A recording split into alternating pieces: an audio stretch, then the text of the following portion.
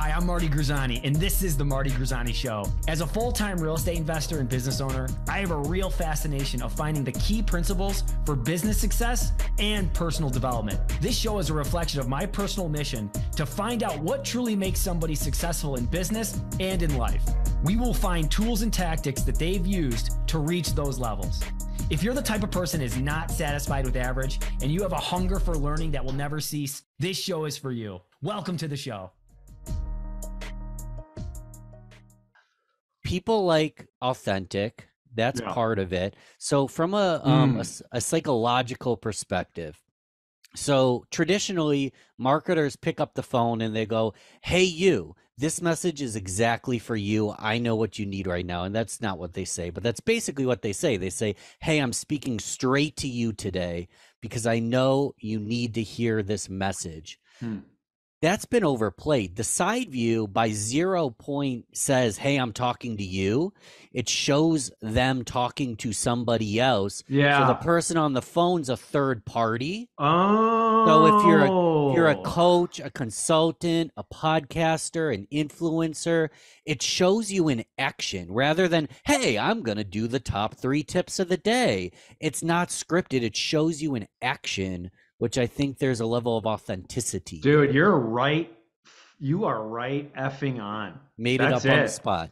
Dude, that's right on though. That's really good because you're right. It's like one of my favorite guys that I follow is Brad Lee, and on Instagram, he's talking to what you think are his students.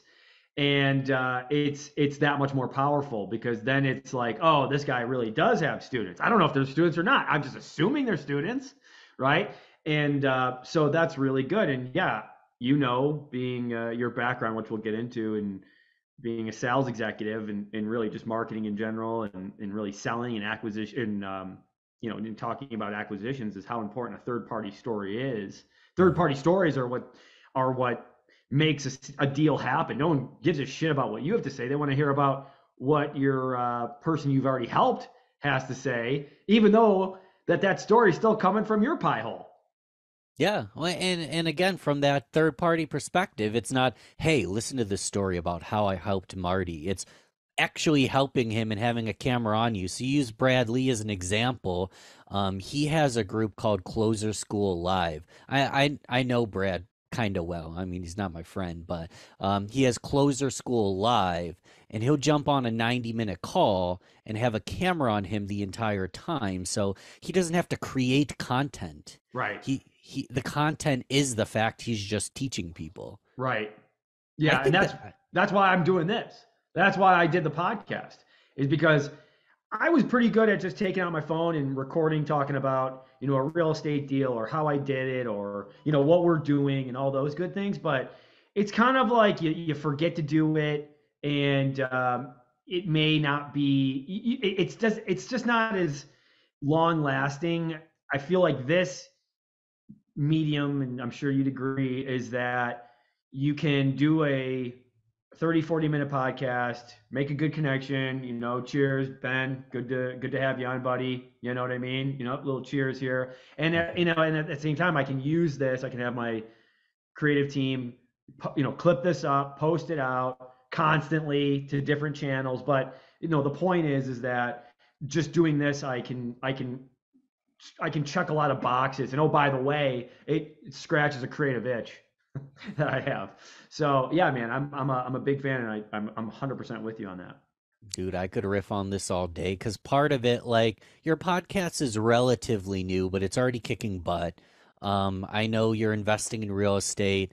You're new-ish to it, but you're kicking butt. Imagine when you look back 10 years down the road, and you have all this raw footage of the come up. And you can do the before and after, and you can do the what I learned, and possibly people will be following you that entire 10 years. Just imagine where this could go. And part of why I say just imagine is I actually don't know.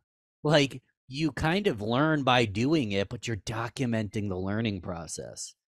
You are documenting the learning process. And thanks for the kind words, by the way. I appreciate that. And I think if nothing else, I'm sure you'd agree, if nothing else, it's something that our hopeful offspring or just our friends generate, the generations after us, my kids or whatever can look at this, or my grandkids, and be like, yo, Grandpa Marty was pretty kick ass. Like he was, or even just to laugh at it, right? Like, who the hell did he think he was? Right? I hope they don't have that attitude, because that's not the right one. But if nothing else, it's something they can look back and be like, wow, that was pretty cool. Because I don't have that of my grandpa. I don't have my grandpa on a fucking podcast. Do you? No. But imagine if he was. Imagine if you did have like the generations before you just talking shit about whatever they were doing. I don't know. But I'm also the only one in my family that I know of, and I wanted to ask you this too. Are you like me? I'm the only real entrepreneur that I know of in my family circle. Do you guys have entrepreneurship in your gene at all?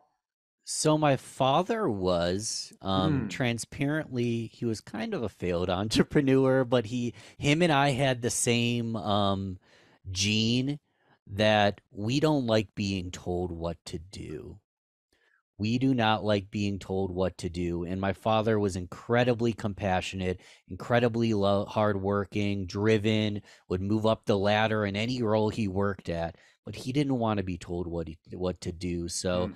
later in life, he actually started to have some health concerns, which made it difficult for him to work a full time.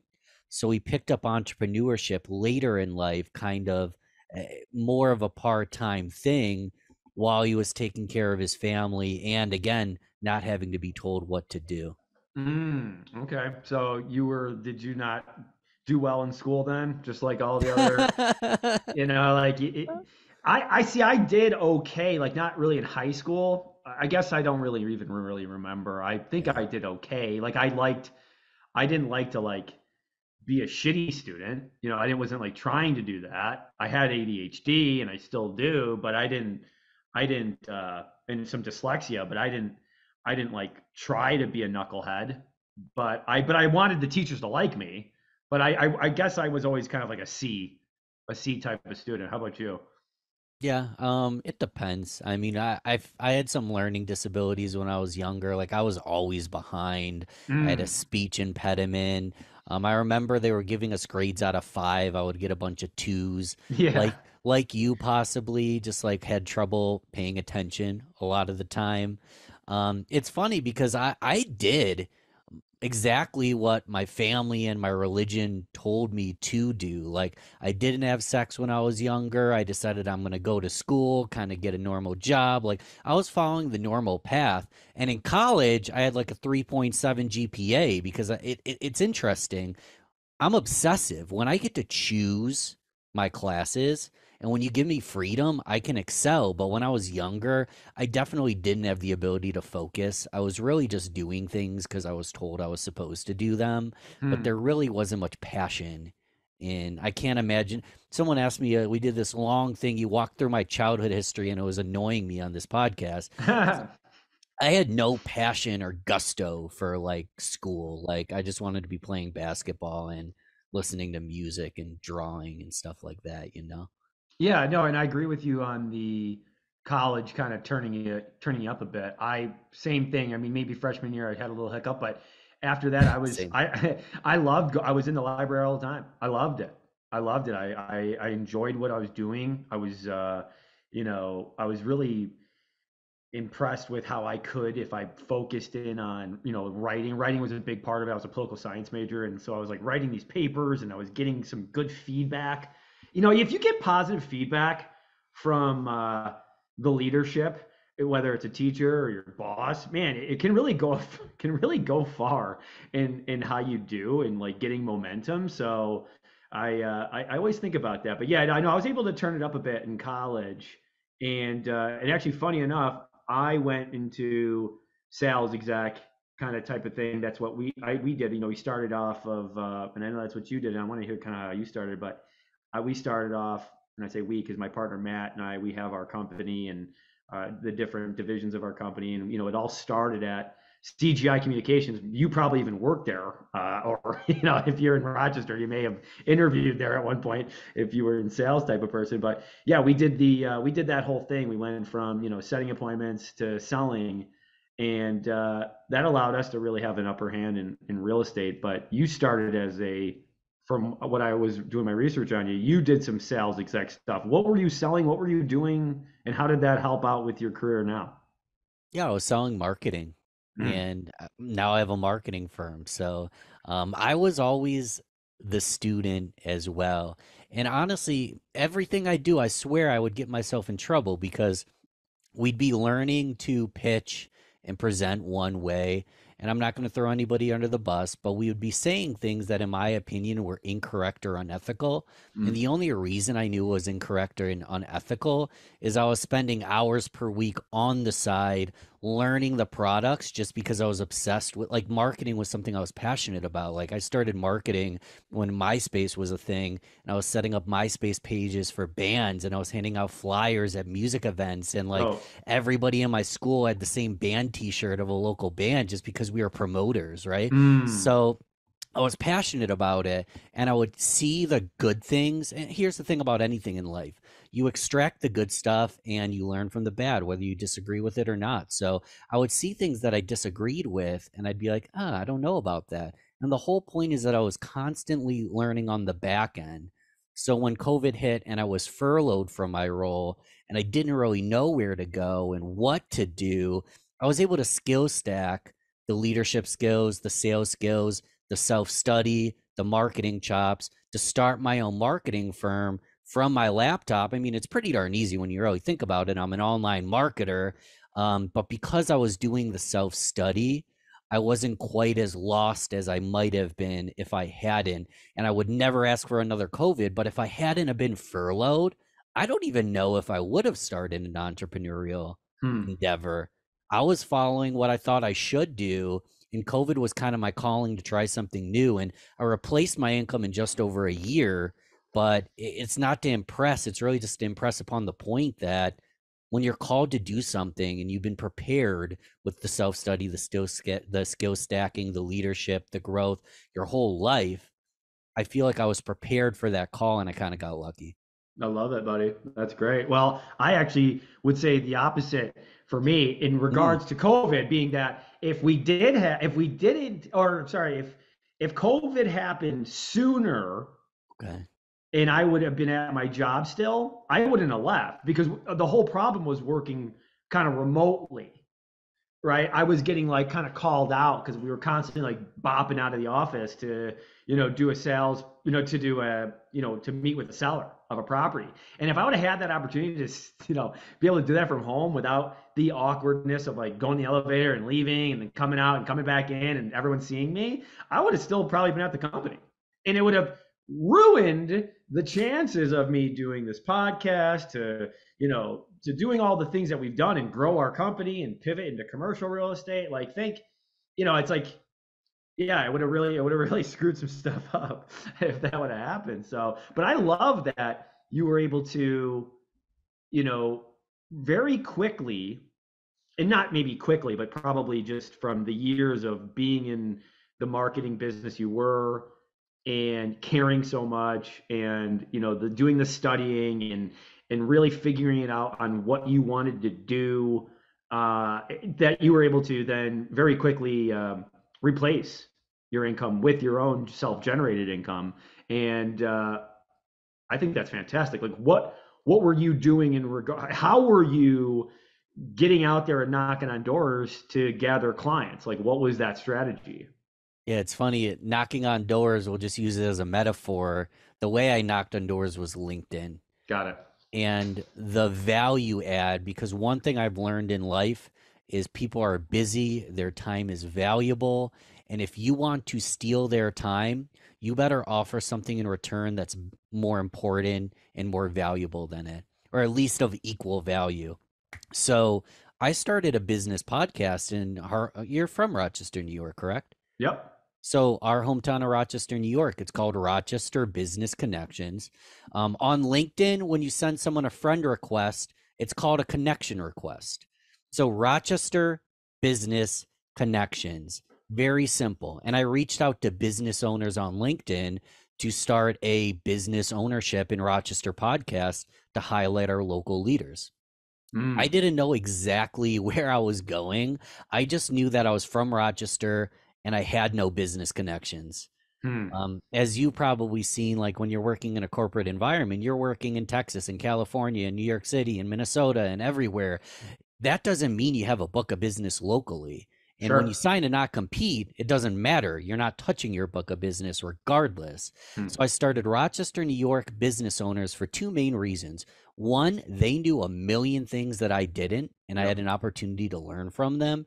And two, let's be transparent, they're my target market. And not all of them became clients, but a lot of them became friends, peer, joined networking groups together, referral partners. So it was by connecting locally with podcasting, using LinkedIn as my door knock. Hey, Marty, I love what you're doing. Congrats on making it big time. I'd love to feature on a Rochester-based podcast. That was my pitch. Obviously, people are going to say no because they're shy. They don't like the camera, this or that. But the people that were comfortable enough with Zoom, mics, things like that, were happy to put their chips on me. And just one last thing, and I'll shut up. Imagine this. Hey, Marty, I'd love to sit down, buy you coffee, and pick your brain for 90 minutes. Yeah, so murder you have to drive there. You have to meet someone you don't know. They're going to buy you a $3 cup of coffee. They might even, you might even try to get an espresso, and they're like, oh, they're getting a $7 cup. And then you have to sit there and let them pick your brain. And just the concept of picking a brain, in my opinion, just kind of sounds gross and makes me nauseous. Or option two, hey, man, you don't even have to leave. This is not exactly what you said. It just implied. Hey, man, you don't have to leave your house. You can wear your joggers, pajama pants. You don't even have to put on shoes. All I got to do is jump on camera for 45 minutes, and I'll endorse you as one of Rochester, New York's business leaders. That's fantastic. And this is one of the reasons why I had this gentleman on. And it's been a long time coming. But, you know, for those listening, Ben is an absolute marketing machine. He's a branding machine. And I believe that, you know, my listeners, real estate investors, realtors, you know, brokers, whatever it might be, you know, people that are taking their side hustle to their main hustle, right? Is that if you don't have a brand, like a personal brand, or if you're not marketing for yourself, if you're not telling people what you do, and you're not trying to shake hands with new people, then you're not really wanting it, you know, whatever that it is that you have, like whatever that why is you have, you don't really want it. You don't, because that's the uncomfortable stuff that we have to, you know, do. You know, I get it. Some people are introverted. Okay, fine. You still got to go and do it. You still got to knock on doors. You still got to tell people what you're doing. So I'm glad that you've done that, because I think, number one, I think podcasting is the greatest thing you can possibly do, even if you have no listeners. But just by saying, you know, the Rochester business connection, right? Or the real business connections. Mm-hmm. Okay, great. So what does that do? Well, you go and you talk to people that you want to talk to that would never want to meet you for coffee, right? They're not going to want to meet you for coffee. Pick your brain. I agree with you. That's the freaking worst term. No one wants to do that. No, if anyone's listening and you are trying to reach out to somebody that you want to be, right? Like they're doing something you want to do, and don't do that. Don't tell, hey, I would love to buy you coffee and pick your brain. It's like, you're giving this person so much anxiety. Like when people do that to me, I'm like, right, it's a chore. It's like, I have so much stuff I got to do. The last thing I want to do is, you know, go and get this. You probably don't even have the right questions. I'll just say, well, what are your questions? Right? What's the questions you have? And it's like, well, I'm just trying to figure this out. It's like, you got to do more, right? And like number one would be like, I don't know about you, Ben, it'd be like, hey, all right, no problem. I'll meet you, but listen to all of my podcast episodes, right? And now I need to like get a course. Like I'm working on a course, and I'm working on it, getting a book to be made. So it's like, yeah, then read my book and take my course, and then I'm going to meet with you. And I only do that because it's going to help you. It's going to point you in the right direction that you're going to want to go down. And then after those things, let's talk. But no, I agree with you. But how great has been podcasting in regards to talking to the people you want to talk to that never would have talked with you in real life? Dude, blows my real quick question. Do you know who Andy Frisella is? So very polarizing guy. This isn't a recommendation, just just an example here. I don't want to recommend him because you might click on the wrong episode and he polarizes a shit, and then I'm the one who's the bad guy. But people would message him all the time with questions, and he just responds, or his team probably responds, episode 37. Sure. And then people respond, well, can you just answer my question? It's like, if you don't have time to invest an hour in episode 37, when I charge $50,000 an hour for a keynote, right, you are not worth the time. You're not part of my tribe. You're not part of my community. You're trying to pick the wisdom out without doing the work to earn that opportunity. Right. And that's at scale. I mean, he's a big name, one of the biggest podcasters, a big brand in itself. But even at smaller scale, it's just important to kind of look at it. And as you said, podcasting's huge. But a lot of real estate investors, a lot of anybody, biz dev, sales rep, they might not be looking to start a podcast, but let me break this down because it doesn't have to be a podcast. And we already brought up MySpace, so I'll bring it up one more time. I presume you had a MySpace. Some people didn't, depends on age group and this and that. Did you have a MySpace? I think I had one, but so I was like in that perfect storm of 2007 is when I graduated high school. So it was like already dumb at that point, I think, MySpace. And everybody wanted to be on Facebook, but you had to wait till you got your, STU, .edu to get it. And so I think everyone was just like waiting for that. So, I think I had one, but like I didn't finish it or something because I was already like on, oh man, I got Facebook next year.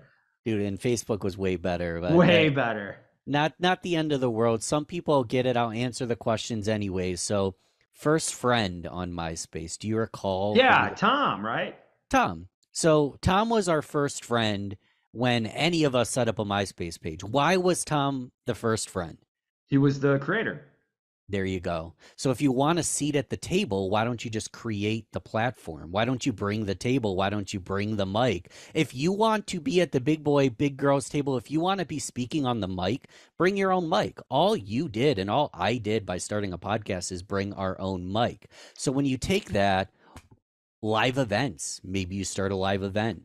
Maybe you start a Facebook community. Maybe you volunteer for a charity and you find yourself in a leadership role. Maybe you join a board. There's a million things we can do to collaborate together and build leadership without having to crawl our way or pull our way to the top. If you feel like you're pulling your way to the top just to not get accepted at the table, because I know personally, I don't fit in. I'm a weirdo. I'm not good at golf. There's a lot of things I'm not good at that if I was a better golfer that fit in more and was a little more traditional and less creative, I might fit in better. I don't give a crap. I created my own table and I got to invite who came. Tom from MySpace created his own table, and now he's a multi-millionaire, maybe a billionaire. And dude, honestly, I don't even think he's working. I follow him on Instagram. It's just photos of the sky half the time. He just takes pictures because he built it himself.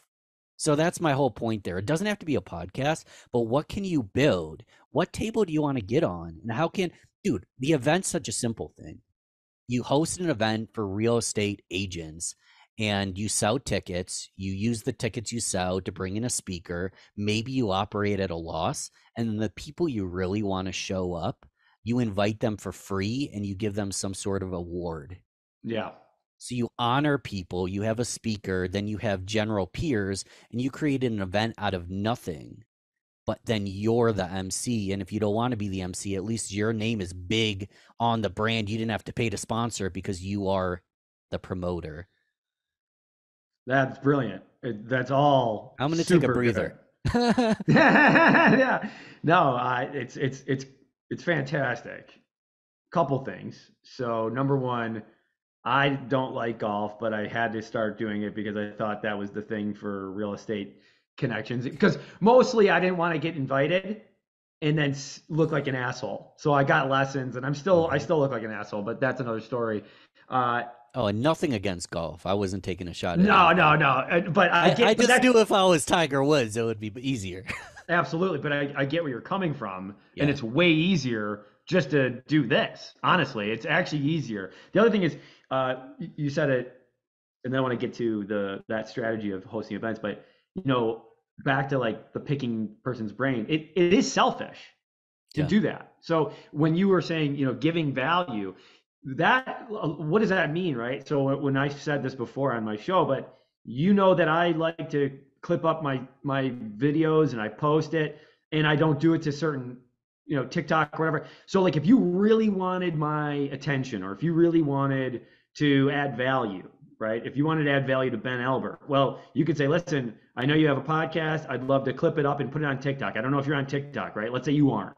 But you're like, hey, I could post this for you on TikTok, and I'll do all that, and I'll do all these things for you on the next thing that comes down the line. And it's like, okay, cool, yeah, yeah. And then you could start learning, and it'd be for free, but they at least could start learning from you. And then boom, they got a new friend, and they got a new connection, and they got a mentor, all for just seeing something that you're not doing maybe as well as they can or don't have the time for, and then boom, there's a way to get at your table, right? Because now you have a nice table, right? Maybe before it was kind of one of those flimsy plastic tables. Now it's a real nice mahogany wood table, and you're in command and control. So if people want to get around that one, they got to really step up and add some serious firepower to your business. But anyways, Bro, before you go to something else, can I add one layer to that? Yeah.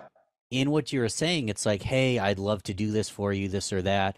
In a lot of scenarios, depends on the person. If they're tremendously busy, even having you come and be like, hey, can I do this for you, is like, I don't want to say no, this or that. Yeah, good point. That's still an ask. Just to do it. Like Oh, quite literally. And the thing is, it's still a portfolio item.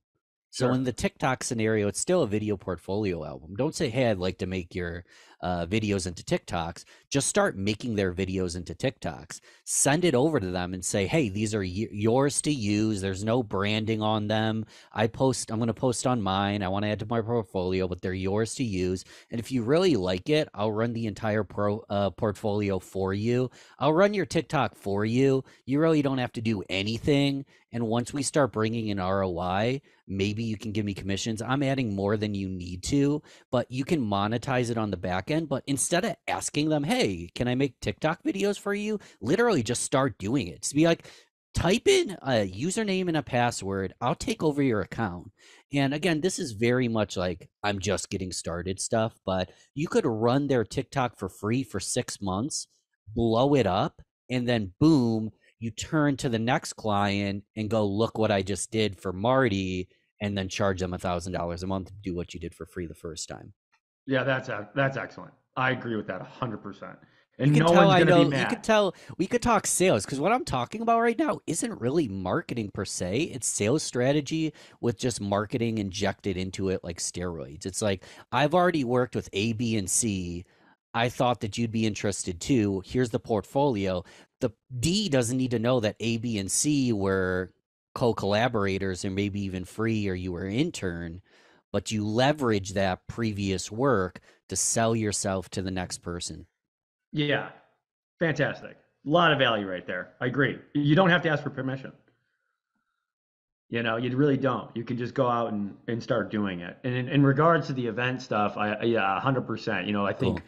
one of the coolest things that we did was start an upstate New York real estate investor group, and that really blew up. And now we do events, and it's such a good time. We just had one last night. I'm a little hungover, and but but we had such a good time. And one of my and I love that you said this, because this is just I'm just steel manning your point Yeah, man. of giving the award, because we did that to the people we wanted to talk to. And now, and I had one of the guys on my show, Jeff Cook, like a good buddy now, he's the largest mobile home park owner in New York, and he was voted the best mobile home park owner from the Upstate New York group. But that was me. It was my idea. It was I bought the awards. I made like 6 of them. He was the only one that actually accepted it. The other people wouldn't even take the call. I even tried to send them to people, and they still didn't respond. Anyway, but it doesn't matter, because I made a really good connection, and we're doing business together now. So that's just to your point. I actually heard that point Amazing. from Conan O'Brien back when he was at Harvard. Wow. Do you know that story? I don't think so. No. Okay, well, he was in whatever their, I think, National Lampoons, or the whatever they do for the comedy writing, but he wanted uh, Cosby to come to Harvard, and he wouldn't pick up the phone, so he sent him an award. He made a trophy and sent it to Cosby, and Cosby came. He came, and Conan was talking about how he picked him up in his beat up car and drove him to Harvard and to accept the award, and that's how he met Bill Cosby. But anyway, I just thought that was brilliant. You make an award, because I'll accept an award, you'll accept an award, right? And if that's a really good way to talk to people. But anyway, I digress. But Dude, you know what's funny really like about that this? point. I brought up one idea and you're already doing it. And what that's a testament for is this isn't uncommon. It's not ridiculous. It's not hard to obtain. It's not hard to do. Millions of people have done it. Conan did it. You did it. The only difference is some people do it and some people just listen and then they never implement. Nothing we're doing is rocket science. You could call the name of this podcast, None of This is Rocket Science. Yeah. It's just implementation, is really all it is. It really is, and I think people get scared to do stuff Why because though? I think they feel like they're gonna get laughed at from their little cohort of friends. They got this group text of buddies that if they did something like that, they'd be like, "Whoa, what? Like that's strange. That's not like you." And it's like, you don't know who the F I am. I think Why people have a real problem with that. why are they your friends then? Well, because you don't really necessarily, it's like, well, we like to play kickball. We play kickball on Tuesdays. We're friends. We play kickballs on Tuesdays. That's what happens. It does happen, but it happens all the time. Like, people just kind of fall into this, I don't want to stand out. I don't want to make noise. I don't want to, disturb the waters too much. What would my boss think if I started doing this on the side? I got a Right. buddy who's trying to get to become a jeweler, and he's just like, well, I don't want to post anything on Facebook. It's like, dude, no one will give a fuck at your office if you're fucking posting on Facebook about, you wanting to sell jewelry. You do something completely different. No one cares. That's the other thing. Just put the video out there. If you, again, and Ben, tell me if I'm wrong here, but if you really want it, right? You really want to do whatever it is, like a podcast, or tell people what you do, or be a coach, or any of those things. If you don't have the gumption to put it on Facebook in a video, you do not want it. Sounds about Or at right. least a website, or to put it out there in a blog, because some people maybe are just shy on camera. Well, you know what? Get better at it. Yeah. Maybe, but that might be me being kind of an asshole right now. I don't know. I don't think you're being an asshole. I think that there's a block, whether it's imposter syndrome, fear of success, fear of attention, trying I was the shortest kid in school. Like, I was tiny and I didn't come from the best background. My family loved me, but it was a little hectic at times. I learned how to make myself smaller. So imagine you want to be the next Michael Jordan. You've got three Vince Carter jerseys. You want to dunk it under your legs, but you're the shortest kid in school and make yourself smaller to avoid bullying and attention. That's something that I did younger, and that's still a part of me. So being the one front row center, like, I'm not the social butterfly that wants the attention. So I think that we develop these mental blocks that you can want to get there, but something subconsciously is stopping you. And it's not as simple as just do it. I love Nike, just do it, because action leads to something. But it's like, how can we incrementally make steps where we expose ourselves to situations that make us uncomfortable so we can get there? Because I think a lot of people want to get there, they're just afraid. And we need to figure out what's stopping us, because it's not as easy as, I want this, I'm going to go get it. We get in our own way, and those people that are giving us a hard time, probably would support us, but they know that we don't want it because we're so half in. Like, if you're dipping your toe in the water, you're never going to get your whole foot wet. You're definitely not going to get your head wet if you're just tipping your toe in. So I don't know if this makes sense, but I feel like I have blockages and most other people do as well. They're afraid of something. They're just holding themselves back. Yeah, I would say, and again, I'm with you. I think that makes a ton of sense. I would say though, in regards to the identity thing, Sure. is that I would tell somebody to, hey, you got to kind of shift your identity. Like you got to start identifying as someone who does stuff like this. Right. Like, yeah, I need to I needed to identify as a business owner who was okay with having problems, because of business owners, that's what you do. You take care of problems. You're a problem solver. I didn't like problems. I like it easy breezy, beautiful, right?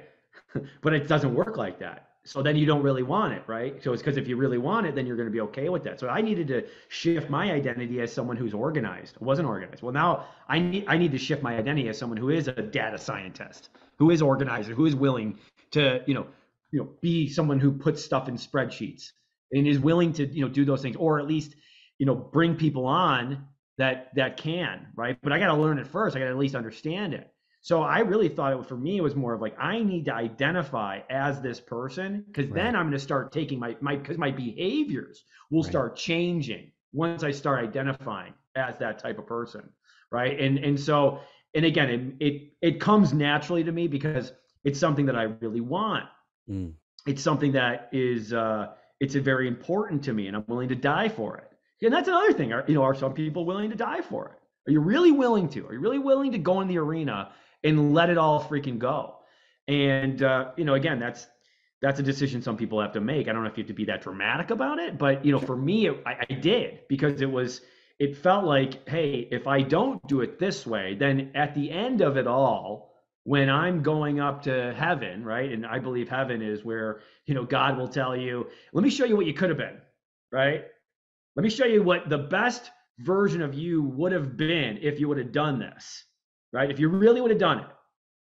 That would be horrendous if you don't know that person. I feel like if you're the closer you can be to that person, that's the real heaven is like, hey man, you were right there to the best you could possibly be. And so, but back to the identity thing, I think that people need more of a, probably a better idea of shifting their identity, because once you do that and you start identifying as an entrepreneur, then your behaviors start to change, and then you start, taking the actions, because it's identity, behaviors, and then you start taking some actions. Dude, bingo. I mean, you're making it actionable. It's like, okay, I know that I have struggles here. Who do I want to be? What does the lifestyle look like to be that person? Who can I emulate, not copy? I'm still a unique person. Who can I emulate and learn from so I can take the day-to-day actions to live in alignment with who I want to be? And a lot of times you realize you always were that person. That gene was just laying dormant because you were suppressing it with all the shit that wasn't serving you. And then when you started to walk in the path of who you actually wanted to be and stopped making excuses. And dude, I'm a freaking music junkie. I know what it feels like to feel hungover and jump on a podcast, and kickball is a ton of fun. You don't have to throw any of that away, but that's not your entire identity. Some people, like, my entire identity was music, and I was going out 4 nights a week and staying up till 4 in the morning 3 nights a week. That's who I was. But this entrepreneurship thing, I guess, is in my blood. It was just dormant because I wasn't actually using that. I wasn't actually doing that. And then you get a lot of kind of guilt when you know that you're meant for more and you're not doing crap. It actually makes you feel guilty. And then when you start doing something, it actually feels really good to be like, oh, darn, I underestimated myself. Do you think most of us are just kind of underestimating what we can actually accomplish? Yeah, I think we are underestimating what we can accomplish. I think that people are not willing to, put it more on the line. I think people have a lot they can give, but they're not willing to. I feel like people have a ton of talents that they think that they're not important, or they think that, well, of course, yeah, of course I can do that, but anybody can do that. No, not a lot of people can. That's the thing. It's like, if you can use those things, you got to find them, you got to discover them. How do you discover them? Well, you got to really know about who you are, and you got to really peel back those layers, and you do that through personal development, right? And I think you're a big fan of personal development. You're doing personal development. I believe you emulate it just from talking with you.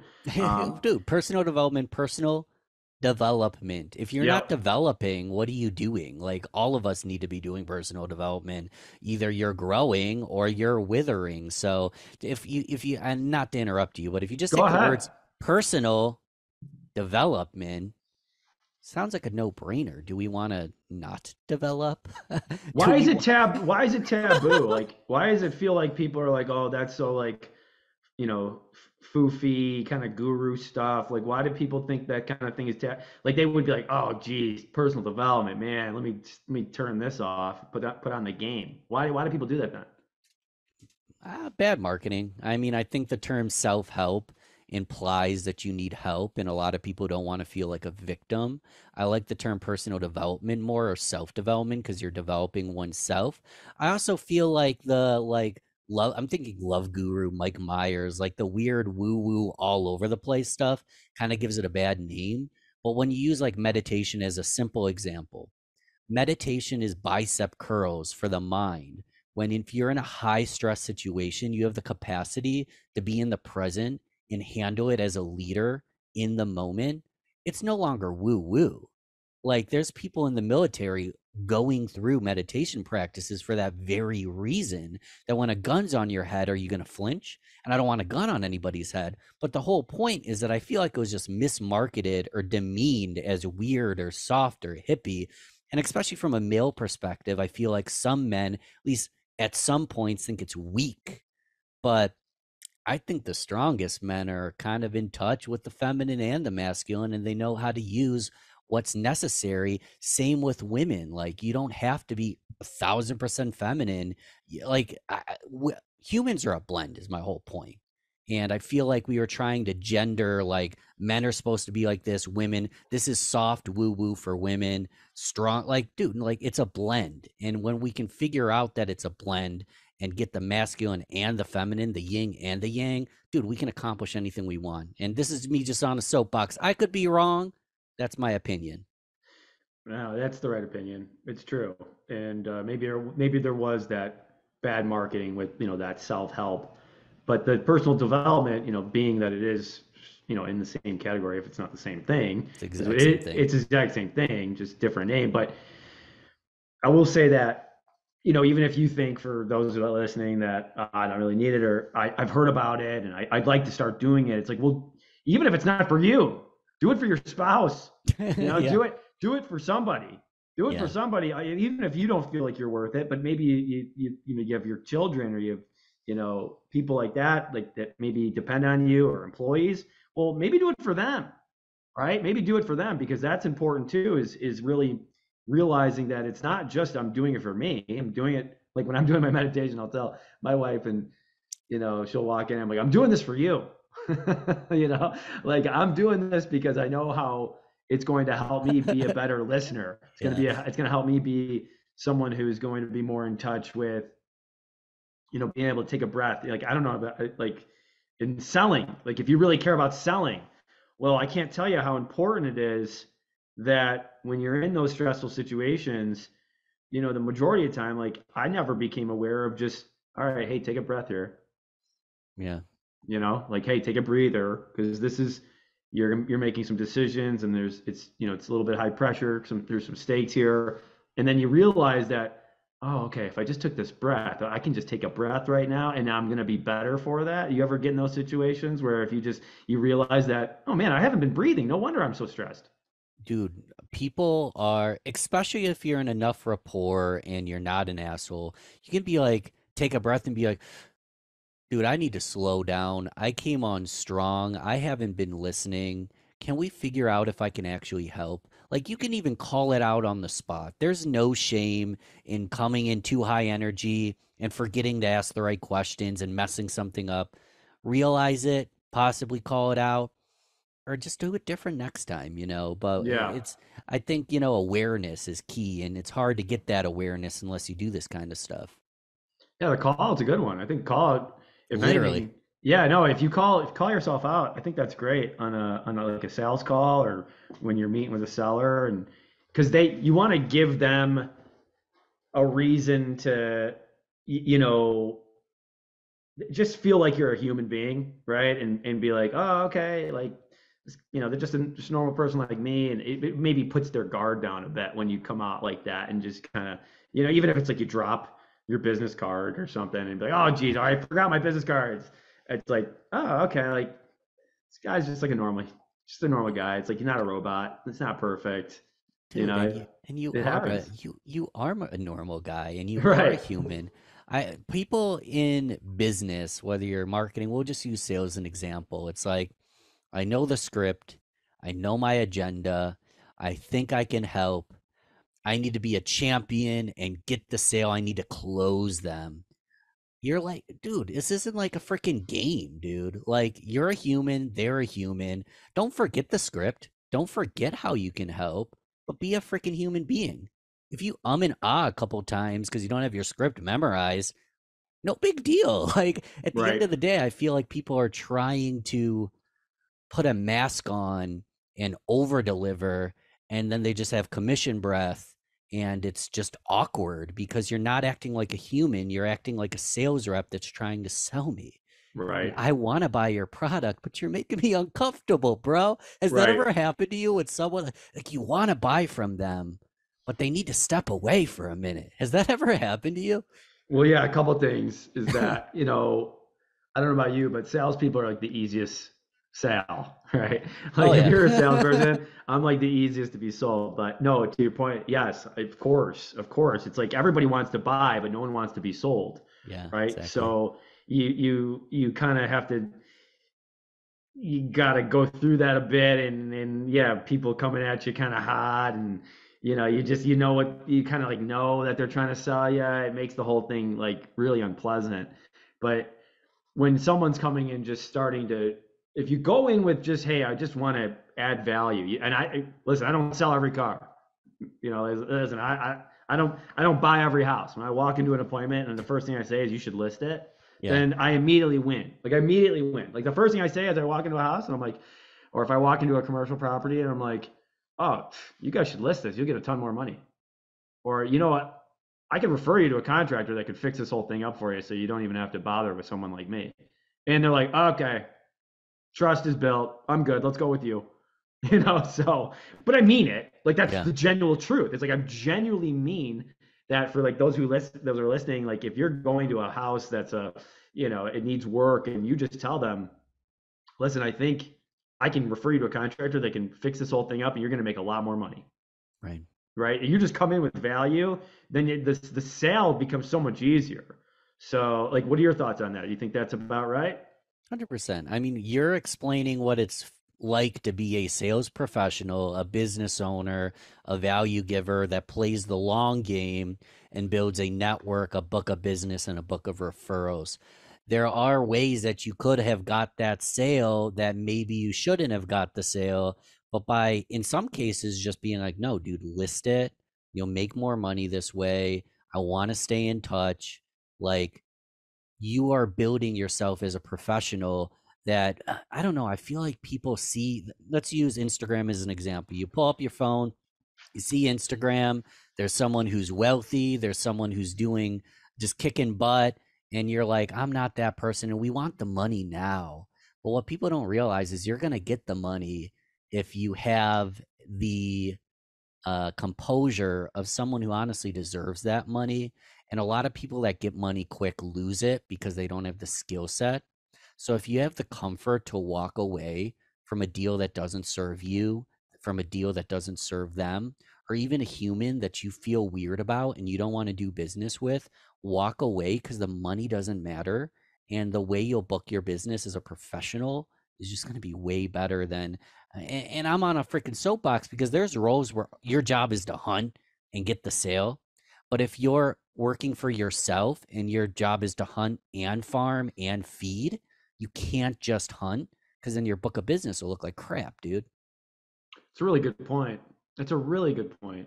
I had to add an asterisk because some people are just hunters. If your job is to hunt, not telling you not to hunt, but if your job is to hunt and farm and feed and get new land and territory and get referrals, like you can't be aggressively going into deals that are, and even if you're a hunter, I don't think you should, but again, soapbox. No, I like it.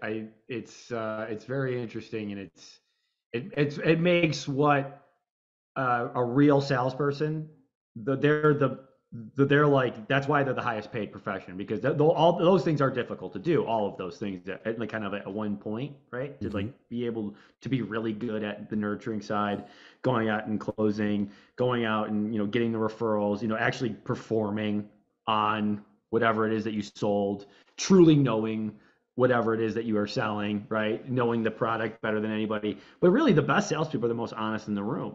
So if you just come in with just being the most honest, then you're really going to win. Because if you're the best salespeople are really, they tell the truth 100% of the time, 100% of the time.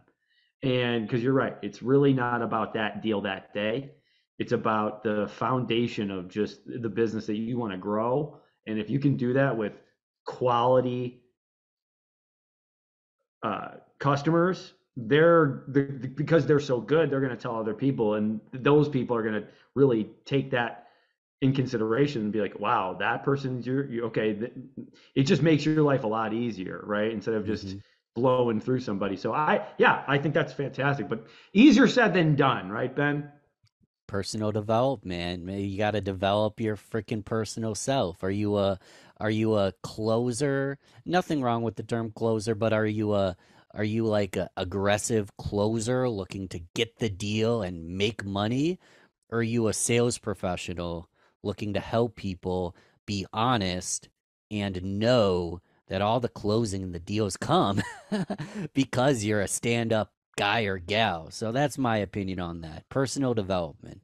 Well, the selling part, and I agree with you that when you say, the sales will come, I think they come way before the closing. So if you're trying to close somebody at the close, then you're out, right? Yeah. But I answered objections for 45 minutes and they still didn't buy. Well, why do you think you got so much objections, man? Right. You didn't do enough.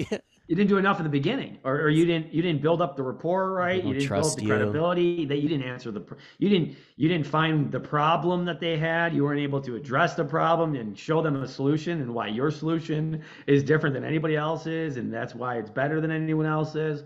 But more so, it's really that it comes back to the personal development side. I agree with that. It really does. It's like, if you can develop that, you can develop yourself.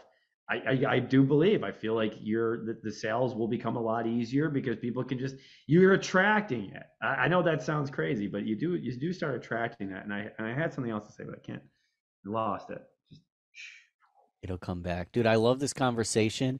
I hope people don't have any clue who I am. I love that we just dived right in. I know, and this is Ben Albert. Don't even worry about it. So, for example, I have a one sheet, and I built like a whole like speaker page.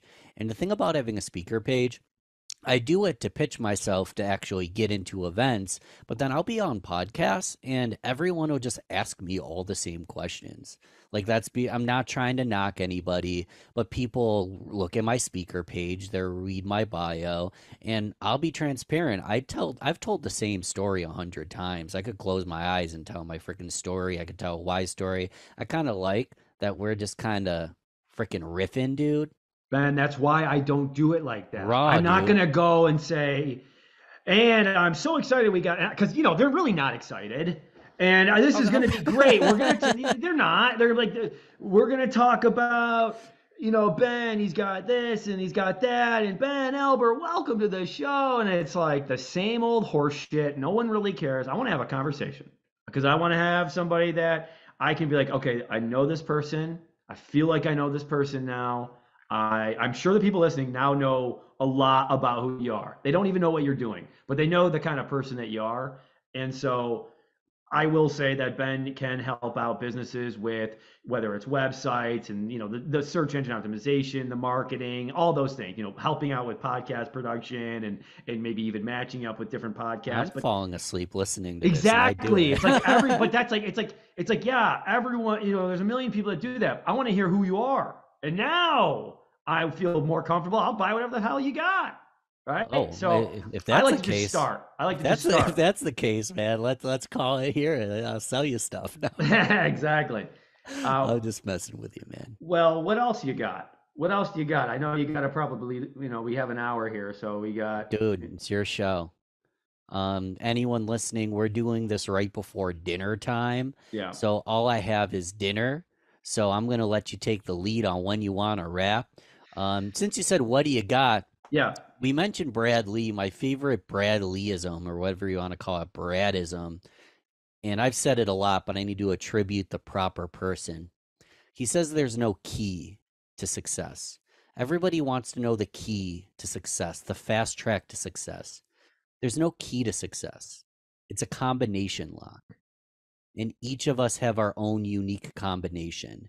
No two combinations are the same, just how no two fingerprints are the same. It's like a spy movie. If I were to try to break into your house using your fingerprint, I would have to cut your fingerprint off because no two fingerprints are the same. No two humans are the same. No two keys to success are the same. So it's by having conversations like this, surrounding yourself with the right people, getting the right wisdom. You can still follow someone's playbook, but you need to learn how to audible and create your own plays as well.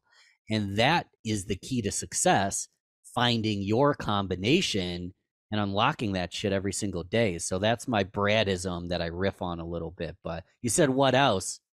That's something. Great. That's Was he something.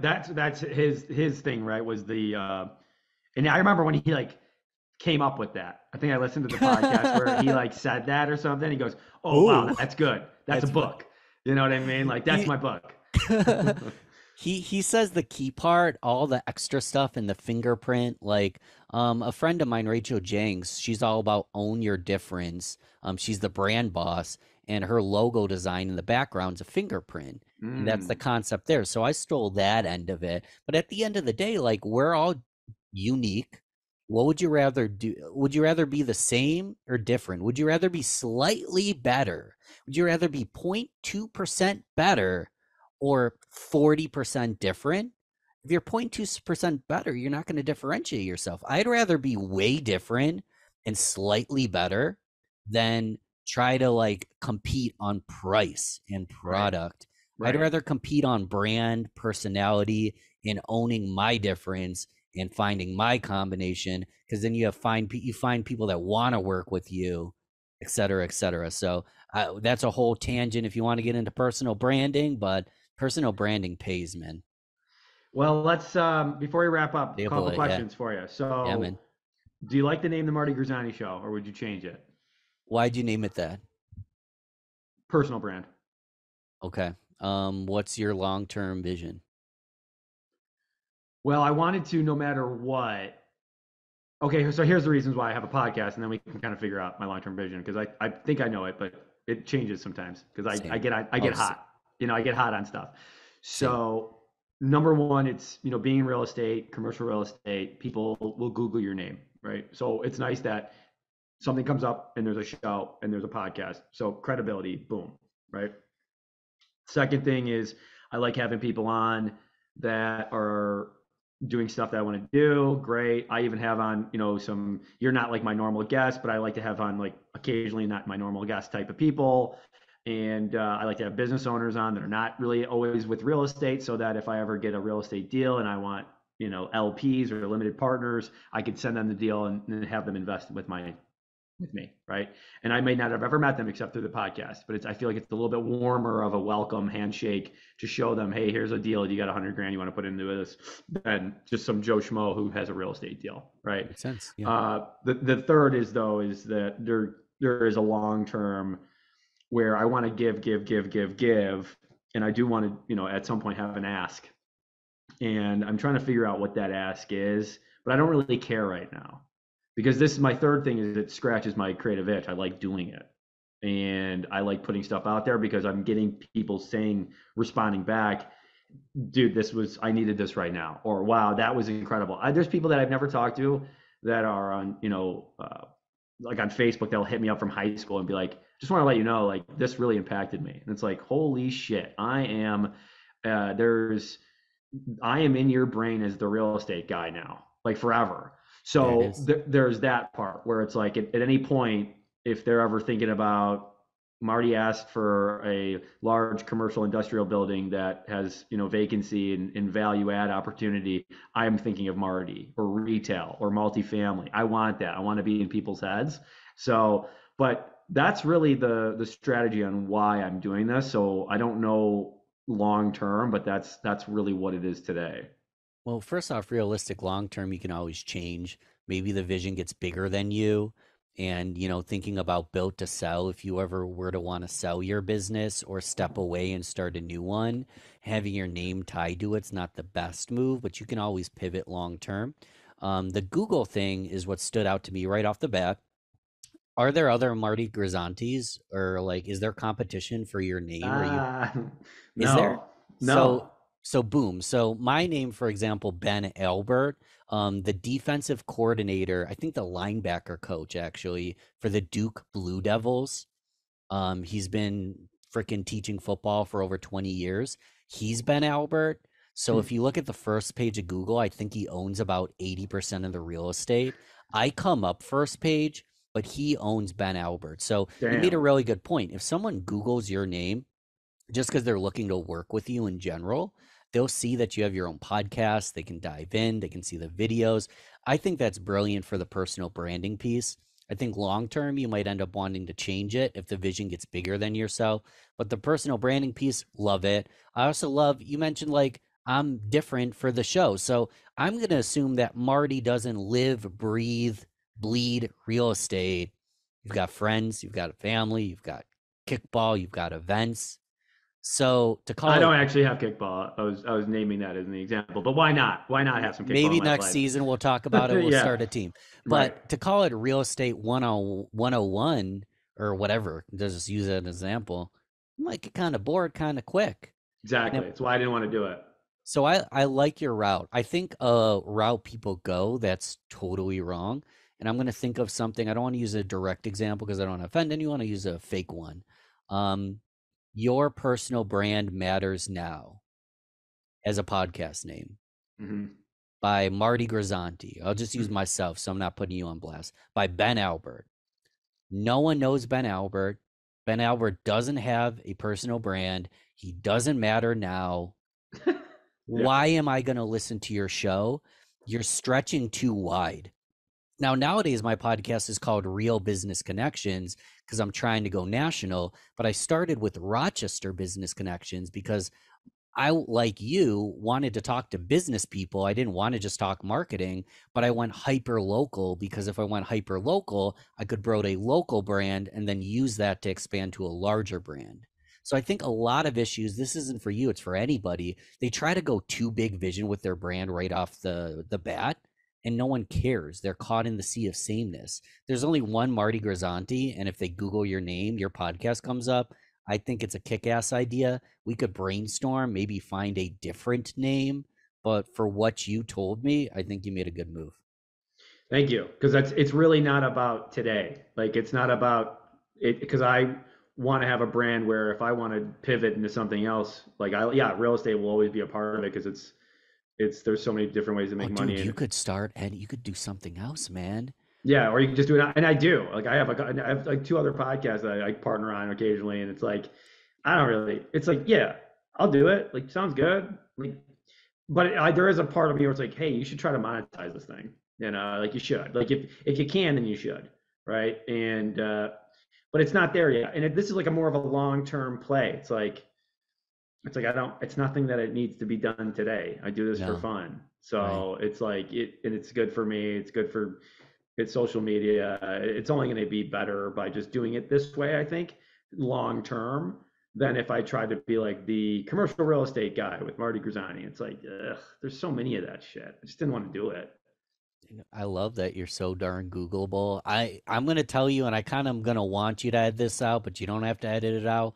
I love marketing, but I've so flirted with ideas of getting in with insurance or getting into real estate, specifically insurance and finance. I have flirted with that idea a lot. And I don't say this to sound cocky. I know for a fact with the personal brand and the connections I've built, I could change industries and be just fine. Right. Because people know me as Ben Albert, Real Business Connections, Bellward Marketing, but I could just start Bellward Insurance and I'd be fine. I agree. I know.